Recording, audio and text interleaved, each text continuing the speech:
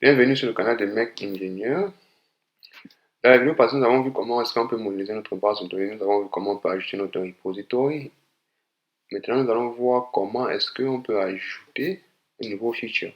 Quel est ce feature? Nous allons tout simplement aller sur notre page Mec Ingénieur.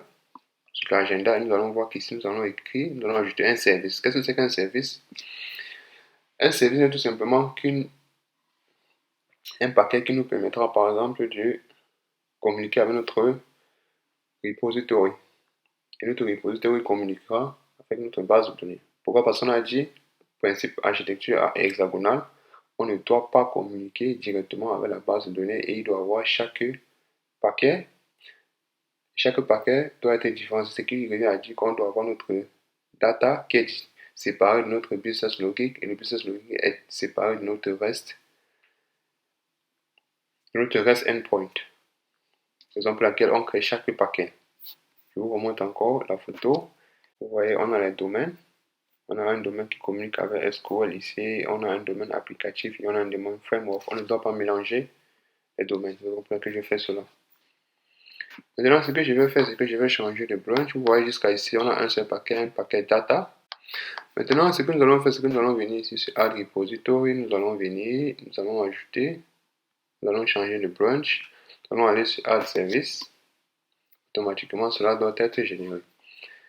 Vous allez remarquer par exemple qu'ici, dans ma méthode, dans ma classe student, j'ai ajouté mes getter email, getter pass, c'est un peu ennuyeux.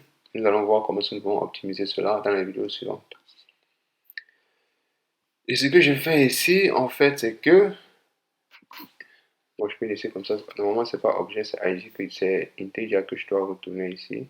Pourquoi? Parce que integer, c'est IG, mais bon, c'est pas grave, on peut laisser comme ça. Maintenant, ce que je vais faire, c'est que je vais venir ajouter un service ici. Et qu'est-ce que ce service? Nous allons voir ensemble. Ce service doit appeler repository, par exemple comme ceci. Et c'est lui qui se chargera d'aller communiquer avec notre base de données. Mais maintenant, étant donné que je ne veux pas alloquer la mémoire automatiquement, je vais utiliser un mécanisme de Spring que j'ai expliqué précédemment qu'on va appeler auto-injection. Injection, autant pour moi. Auto se chargera automatiquement d'alloquer de la mémoire pour moi.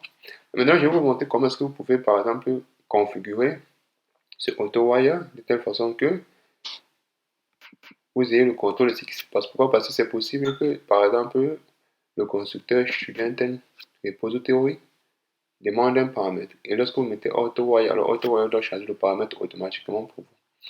Pour configurer ceci, vous allez ajouter un autre paquet qu'on va appeler config, comme ceci, et on va appeler configurateur de bin. Pourquoi? Parce que ça, comme ceci, on doit l'appeler un bin. Tout ce qui est alloqué automatiquement par Spring sont appelés des bins. Nous allons venir sur configurateur de bin comme ceci. On va spécifier une classe. On va dire à Spring que voici la classe qui est responsable de la configuration de auto-injection. Ça veut dire quoi? Que chaque fois qu'on doit appeler le paramètre AutoWire, où est-ce que j'ai mis cela? Vous m'excusez. Chaque fois qu'on doit appeler AutoWire, comme ceci, alors automatiquement Spring doit venir ici dans notre classe configuration. Il doit vérifier est-ce qu'il n'y a pas un bin qui est responsable de créer une instance de repository. Nous voyons ici que j'ai d'abord une instance de create student, mais ce n'est pas de ça qu'il s'agit. J'ai une instance de service, ce n'est non plus de ça qu'il s'agit. Je n'ai pas une instance, par exemple, repository. Alors il doit créer par défaut une instance repository comme on le semble. Et je n'ai pas fait ceci pourquoi? Parce que ici, il n'y a aucun paramètre qu'on ajoute, raison pour laquelle vous n'êtes pas obligé de faire cela. Maintenant, lorsque j'ai fait ceci, alors je viens dans service comme ceci. Dans mon service, j'ai ma méthode login qui prendra un email, qui prendra un mot de passe. Et maintenant, je vais appeler mon objet repository qui va être alloqué automatiquement par Spring. Je vais appeler ma méthode que j'ai tout simplement ajoutée, qui a été implémentée automatiquement par la bibliothèque JPA. Je vais donner mon mot de passe. Lui, maintenant, il se chargera d'aller dans ma base de données, de vérifier le mot de passe. Et si le mot de passe a été trouvé, alors il va tout simplement lire tout le contenu de ma base de données. Il va mapper ce contenu sur un objet student. Comment est-ce qu'il s'est comment mapper cela parce que je l'ai donné ici en paramètre student. Et dans ma classe student, j'ai marqué qu'est-ce que c'est que le nom, qu'est-ce que c'est que l'email, qu'est-ce que c'est que le mot de passe, raison pour laquelle il sait exactement quelle partie de ma table dans ma base de données appartient à quel paramètre de ma structure student. Maintenant que j'ai fait ceci, alors je vérifie si le user qui a été retourné est différent des 0, alors cela veut dire qu'il a trouvé un user. Je vais tout simplement enregistrer cela dans un string et je vais vérifier si c'est égal à un string statique que j'ai eu à créer. Par que j'ai eu à créer, je vais dire que si ici on retourne un user qui vient de la base de données que je vais enregistrer dans ces paramètres. Ici je vais dire que si le user qui vient de la base de données est égal au user qui a été donné en paramètre et le mot de passe est égal au mot de passe qui a été donné en paramètre, alors les paramètres qui ont été retournés par la base de données sont corrects. Et je retourne true pour dire que le login est accepté. J'ai une deuxième méthode qui permettra tout simplement d'enregistrer. Vous allez voir que ici, on va faire un query de lecture. On va tout simplement lire le contenu de notre base de données. Ici, maintenant, j'ai une deuxième méthode, par exemple, qui permettra d'ajouter. Ici, ce que je fais, c'est que je prends en paramètre un student, puisque je vais ajouter un student. Ça va être un JSON qui va être modifié en student à l'aide de Jackson et je vais l'ajouter ici. Maintenant, je vais venir dire ici que j'ai mon student. Je vais rechercher d'abord mon student dans ma base de données, plus précisément dans mon repository. Parce qu'on a dit qu'on ne communique plus directement avec ma base de données, mais plutôt avec mon repository. Je dis que si il est présent, si c'est égal à false, vous dites que s'il n'est pas présent, autant pour moi. Parce qu'on ne peut ajouter un étudiant qui n'est pas encore immatriculé. S'il est déjà immatriculé, on ne peut plus l'ajouter. Raison pour laquelle je dis que si il n'est pas encore présent, alors on peut ajouter cet étudiant. Et je crée un étudiant student.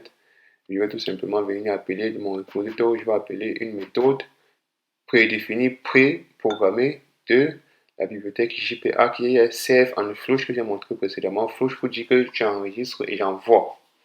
Si vous mettez seulement save, alors il ne va pas envoyer le message. Rappelez-vous même lorsqu'on a programmé en PHP, il y avait toujours une méthode où on disait bind pour dire qu'on prépare notre request SQL et après on disait flush ou alors on disait envoie. Et c'est ce que je fais ici. Lorsque j'ai dit save and flush, il prépare la request SQL et il envoie le message. Et lorsqu'il envoie le message, il retourne le message ou précisément le student qui a été enregistré dans la base de données.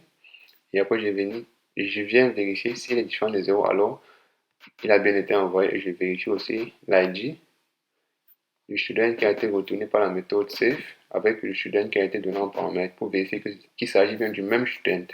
Et ensuite, je retourne true pour dire que l'étudiant a bien été immatriculé, plus précisément a été ajouté dans la base de données. Si tel n'est pas le cas, alors je retourne false. Ici, on va effectuer une méthode d'écriture dans notre base de données. Ici, on va aussi utiliser une méthode de lecture. Ça va être une méthode très importante. Nous allons voir pourquoi. Si je vais tout simplement dire gis repository.file qui me permettra de lire tout le contenu de ma base de données, précisément de ma table. Ici, ça c'est une méthode qui n'est pas trop utile, mais je vais quand même vous montrer. Au cas où la méthode Jackson ne fonctionne pas parfaitement, vous pouvez aussi programmer cela hardcore. C'est pas trop conseillé, mais il peut arriver que vous avez un cas où Jackson ne fonctionne pas, ou alors vous avez des problèmes de convertir un objet JSON et JSON en objet. Si vous voulez convertir par exemple JSON en student, vous pouvez tout simplement appeler JSON objet. Vous prenez votre string, qui est la représentation JSON de votre student, que nous avons vu par exemple sur Postman. Vous allez venir donner ça ici. Vous allez créer votre student. Une fois que vous faites ceci, alors vous allez venir appeler l'objet JObject. Vous allez tout simplement dire JSON.get id, JSON.get name, JSON.get email, JSON.get key. Vous allez donner dans le constructeur de student, vous allez convertir votre string JSON en un objet student, par exemple. Et vous allez retourner cela. Ça, c'est juste une méthode d'aide.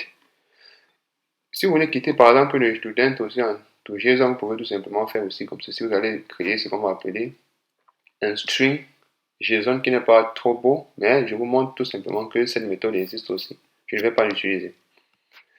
Vous pouvez tout simplement venir ici que vous avez votre key ID. Comme on a dit get ID ici et qui a pour contenu user.getID. Et vous allez utiliser ce qu'on va appeler un string littéral. Vous allez voir à chaque fois que je vais par exemple ajouter un string dans un string, alors je mets d'abord ce string pour dire que celui-ci plus ça appartient à un seul string. Et sur ce, je vous dis à très bientôt pour une nouvelle vidéo sur le canal de Make Engineer.